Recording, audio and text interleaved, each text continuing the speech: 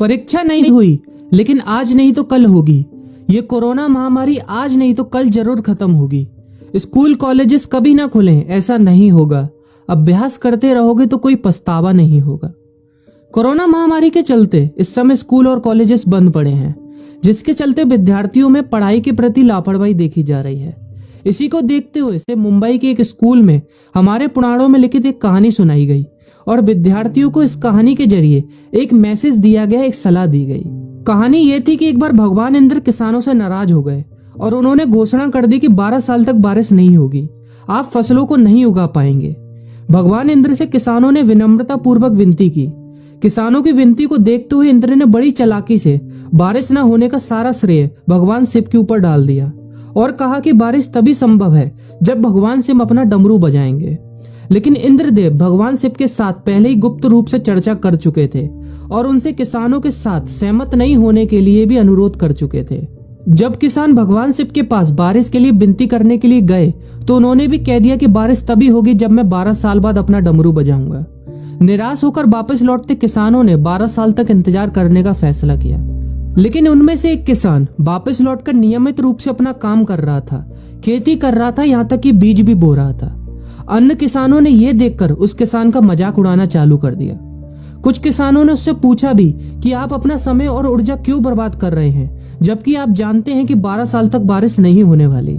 उस किसान ने जवाब दिया कि मुझे पता है कि बारिश के बिना मेरी फसल नहीं आएगी, लेकिन मैं ये सब केवल अभ्यास के रूप में कर रहा हूँ। 12 साल बाद मैं फसलों को उगाने और खेतों में काम करने की प्रतिक्रिया को भूल जाऊंगा। शरीर की काम करने की आदत छूट जाएगी और शरीर आलस का शिकार हो जाएगा।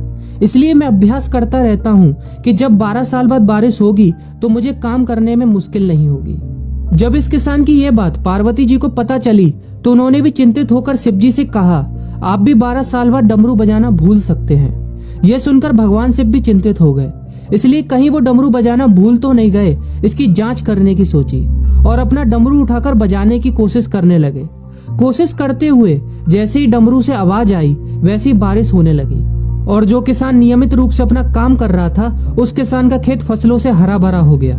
लेकिन बाकी सभी बारिश का इंतजार करते किसानों को पछतावा हुआ, क्योंकि उन्होंने अभ्यास करना भी छोड़ दिया था।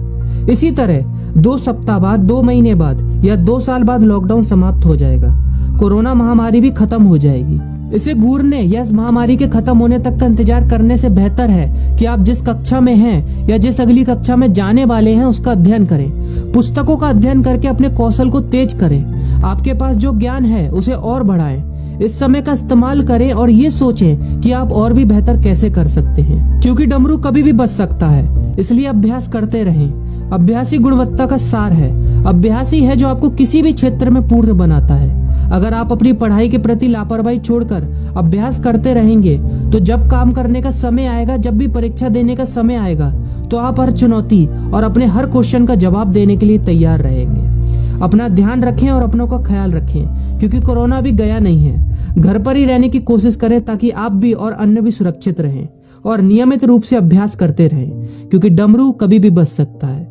वीडियो अच्छी लगी हो तो वीडियो को लाइक और अपने फ्रेंड्स के साथ शेयर करना मत भूलिएगा। और अगर आप एक पेरेंट हैं तो आप भी अपने बच्चों के साथ इस वीडियो को शेयर करना